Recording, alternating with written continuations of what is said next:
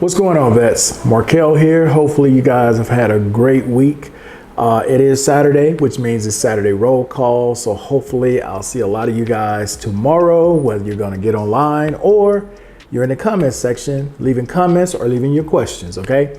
For those of you who won't make it tomorrow, if you would please, and you have a question, leave it in the comment section and I will read your question tomorrow and we'll see if we can answer it. Obviously we don't know everything, but there's a lot of experience on that panel, and it could be a question about anything. You're curious about something that happened when you were in service and why did it happen, or you have a VA question or a Social Security question. We'll try to answer it. Maybe someone in the comment section may have gone through the same thing, and they'll be able to answer your question. Okay, but Saturday roll call tomorrow night, 8 p.m. Central Standard Time. Looking forward to seeing you guys there.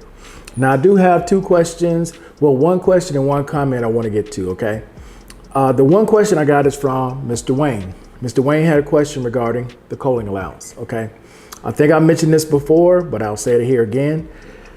Each clinic, each hospital has their own director and they run it differently. So what may be accepted in one location is not necessarily accepted in another location, okay?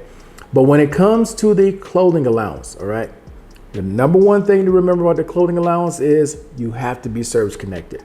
There are plenty of veterans out there who have high ratings. There are some veterans who are 100%, and you can receive all kind of prosthetic devices, wheelchairs, and whatever.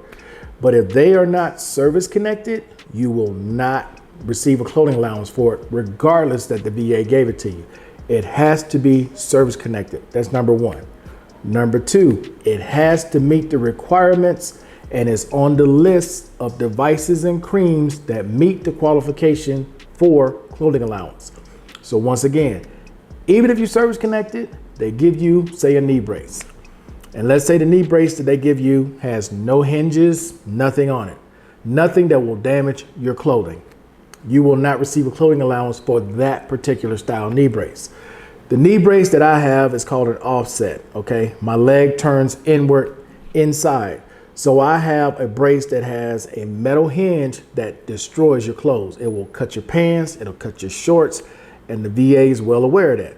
So that's why my particular knee brace qualifies for it. I'm service connected for that knee brace, okay, for that knee, which in turns means I have to get that brace, which in turns means I qualify based upon that specific qualification, okay?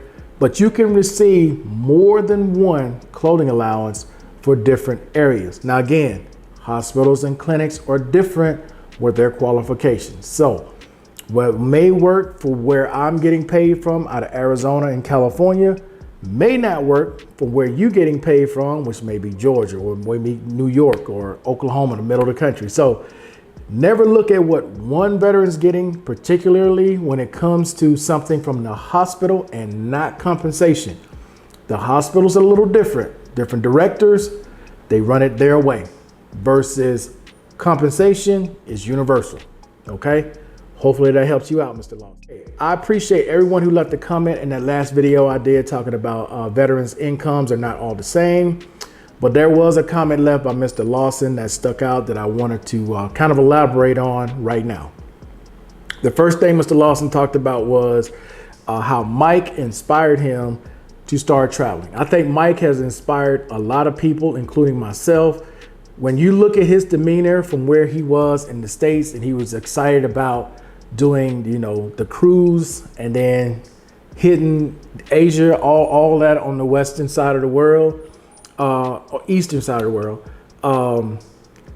that's very inspiring to see that. It is. You see his demeanor. He's happy. His wife's happy. They have this adventure going. Every day is a new adventure for them as they move to all these different countries. And I appreciate it because you're saving me the trip to go over there and see what the hell it's about. Because some of the stuff you seen, Mike, looks cool as shit. And some of the other stuff you've shown, I have no interest in at all. So I appreciate you going over there doing it so I don't have to see it for myself. Okay. But it is inspiring to a lot of people. For those of you who haven't been following my man Mike Love and Freedom, go check out his channel, man. Catch up on his videos and his adventure as he goes through, from Thailand to the Philippines to Vietnam. He's all over, so you guys should definitely go check that out.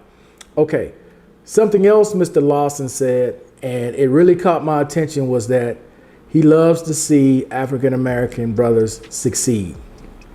That's something you don't really hear a whole lot, even though there's a lot of people out there on YouTube who are trying to preach a positive message, who are trying to move us, some of us, who want to pay attention and listen in positive directions and try to teach us things they may know about the market, teach us things they may know about education and retirement. And I try to pick up a lot of things. I think my man Mike said he's like a sponge. He soaks up everything. I listen, okay, and I pay attention, and I do try to support as many African American YouTubers, TikTokers, Facebook Reels, Instagram, all that. I'm not on Snapchat no more, and I'm not on Twitter anymore, but I do try to support them. The ones that try to put out a positive message, the ones who are inspiring, right?